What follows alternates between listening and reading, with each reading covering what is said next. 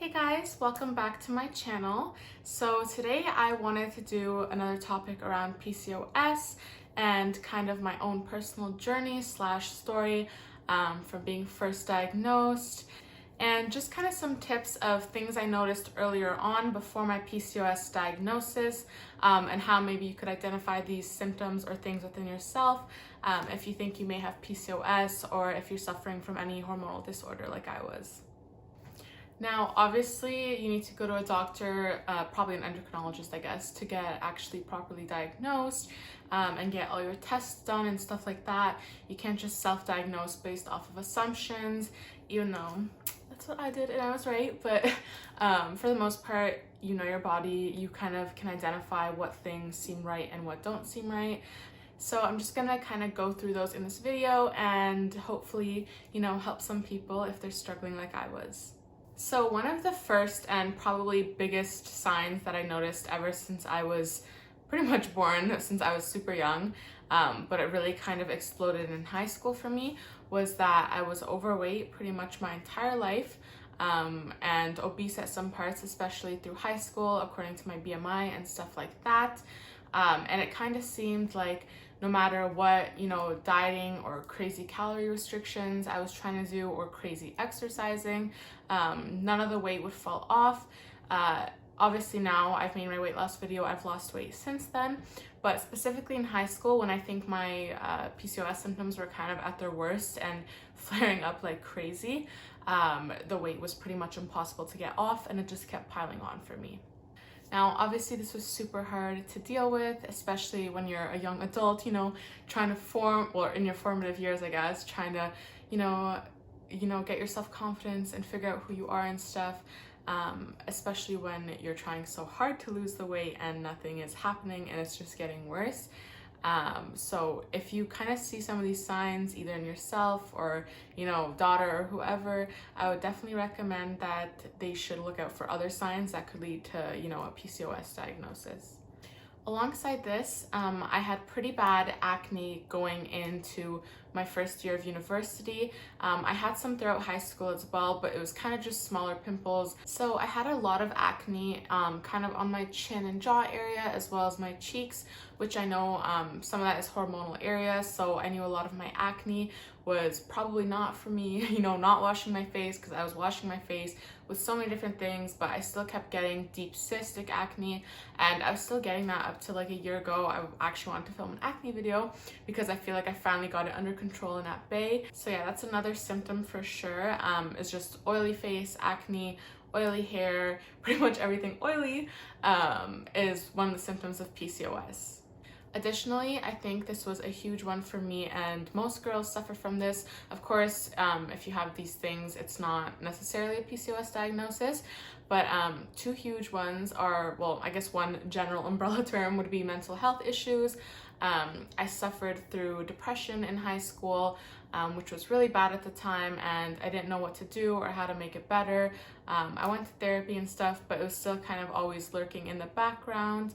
And then after that, I was kind of good for a year, and then I went into first year university where my anxiety came on, and I had never had anxiety in my life before. I didn't even know it was a real thing. I just thought it was more of nervous flare-ups when someone gets in a situation like a presentation or something like that. But then I was brought into the world of actual anxiety and panic attacks. So that's definitely one of the symptoms of PCOS as well that a lot of girls suffer from when they're, having hormonal disorders. In addition to this, excess hair growth is also one of the symptoms, just because there's so much high testosterone. I think that's what it's from, that we get extra hair growth. I definitely noticed this more in high school. I noticed that once I lost the weight, those symptoms kind of got better, and also with spearmint tea. But when I was in high school, I remember kind of comparing myself to my friends or my sister, just even with facial hair here, that it was just kind of longer and darker and thicker than other people's was, if that makes sense. Of course, I didn't have it as bad as other PCOS girls have it. I know other girls have it a lot worse where, it's actually a huge problem and they have to shave and wax and stuff like that. So I was fortunate enough that it never got to that point, but I did definitely have more than most of the girls I was around in high school. Now, this one is one of the more obvious symptoms of PCOS, which is about periods. I had very, very irregular periods in high school, and I got my period very late as well. I got it in grade 8, which I think I was like one of the last of pretty much all the girls I knew to get my period around that age. I don't know if that had anything to do with the PCOS, but once it did start, it was super irregular. There's times in high school where I would just go like 2 or 3 months without getting my period, and I didn't really think anything of it until I kind of told my mom, and she's like, no, this isn't normal, we should probably ask someone about this. As well as when I did get my period, it was insanely heavy flow. It was to the point where I was pretty much useless the first day of my period because I had such bad cramps and just pains. I was nauseous. Like pretty much every negative period symptom was amplified by like 100, especially on my first day. But yeah, pretty much overnight pads, anything like that, that was like a 2-hour situation for me, if that. So if you have a super irregular period and super heavy flow, that's also one of the symptoms of PCOS. I'll also put some other kind of symptoms of PCOS here. I definitely had a lot of them. I'll kind of check off maybe all the ones that I had, but you guys can see a list just in case you recognize any of these in yourself. And of course, you don't need to have every single one of these symptoms. I'm pretty sure that would be nearly impossible for, to be diagnosed with PCOS, but obviously these are some of the main ones that a lot of girls suffer from, including myself. And I'd always heard of PCOS, especially I love watching TLC, and I was always watching My 600 Pound Life, or what is that, My Big Fat Fabulous Life with Whitney, and just other kind of shows like that, or some medical shows. And I always heard people talking about PCOS, and some of the symptoms that were just regularly broadcasted, I guess, on these shows and stuff was very familiar to me. And I always kind of had this inner knowing and intuition about me having PCOS. I even brought it up to my doctor, I think, I don't know, 3 to 4 times throughout like a 6-7 year period. No, maybe like a 5-6 year period. I was my family doctor, and I brought it up multiple times, and she always said, no, you don't have this, like, you just need to lose weight, you're just overweight, blah, blah, blah, which was not explaining any of my other symptoms, but that's another story. And she pretty much brushed me off and said that my periods are going to regulate themselves as I get older, even though I was literally like 18 and they were still not, normal whatsoever, and extremely painful and heavy and just pretty much difficult and unbearable to deal with when they did come.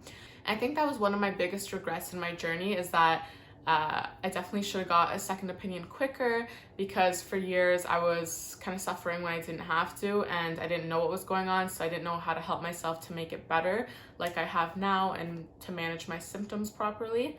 So if your doctor is not listening to you or constantly brushing you off without really doing any tests, I would definitely recommend to get a second opinion, or even to go to a specialized doctor in hormones and stuff like that, which is called an endocrinologist, which is what I ended up getting diagnosed from instead of my family doctor. So I'm fortunate enough that one of my close family members is actually an endocrinologist himself, and I did a routine blood work, I believe 3 years ago now. Yeah, it was 3 years ago now. And I just went in for my blood work, my hormones. Mind you, I've gotten my hormones tested before in high school, and they were elevated and showed, proof of PCOS. But my doctor, I guess, back then somehow didn't read into it, didn't believe it. I don't know what the story was there, but that was annoying. She should have known, she should have been able to send me to someone, but unfortunately she didn't. So, sometimes maybe look over your own labs and kind of research what elevated levels might look like for you, and kind of try to determine if you should go to a specialist or not. I don't know, you know your own body best, but kind of follow your intuition with this. Anyways, so my routine blood work came back, and he just came over one day at a family function and was just talking to me about my results, saying, yeah, you're still anemic, blah, blah, blah, vitamin D deficiency, whatever. I didn't really think anything of it. And I think we were talking about my weight and something as well.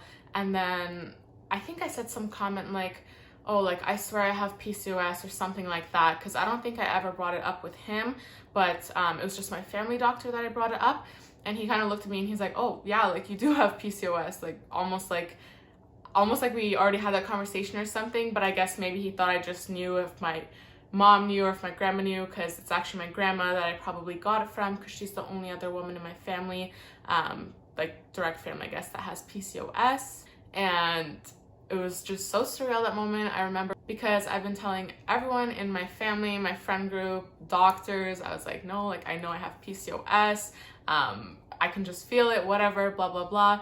And it was crazy that after years of people telling me no, you don't have it, to finally, you know, hear the diagnosis and get it confirmed, to know that I wasn't insane and that I did actually have something kind of seriously wrong with me, I guess.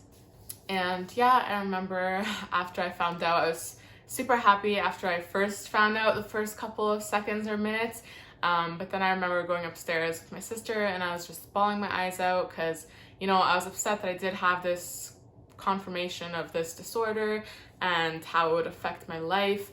And he was kind of talking through it with me, saying, you know, obviously pregnancy is going to be harder, blah, blah, blah. You need to really watch your sugar and stuff like that, because diabetes is really easy to happen when you're insulin resistant and when you have PCOS.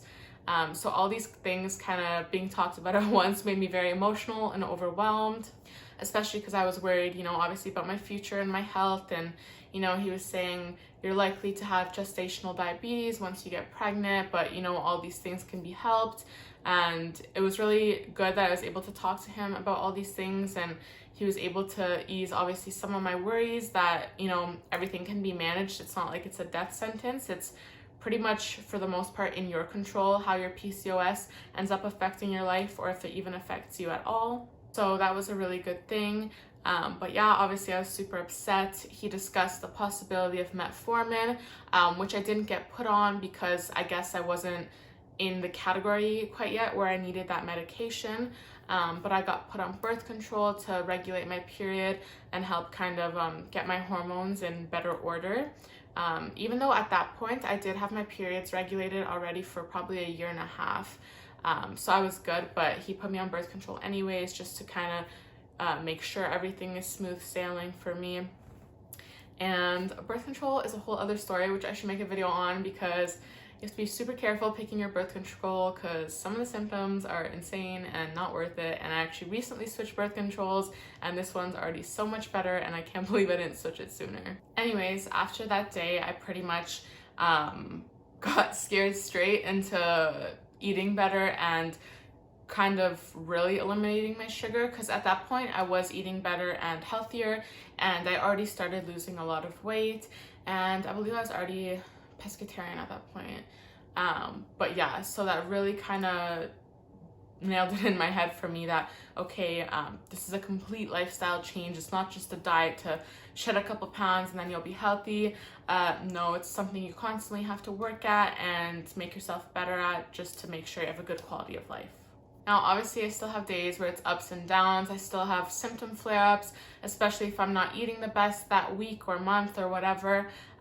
It's kind of an ongoing battle, but, you know, it is in your hands, which is, I think, something that's really great about this disorder. It's not a complete death sentence, or, you know, that it's gonna get crazy worse without your control. It's all about how you create your life, pretty much, with it.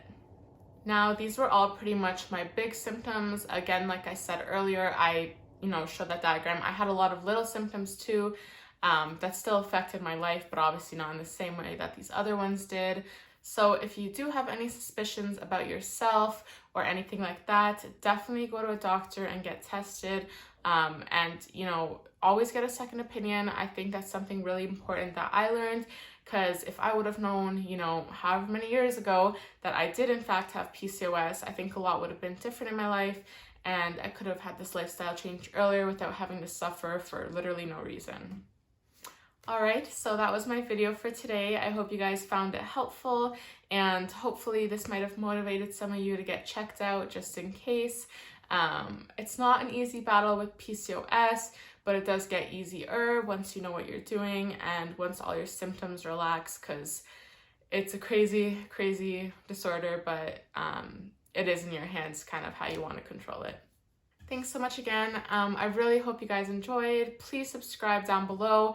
A lot of you guys I saw were watching that weren't subscribed, so it'd mean a lot if you guys did subscribe and press the like button below, or let me know how you liked this video, and I'll see you guys next time. Bye.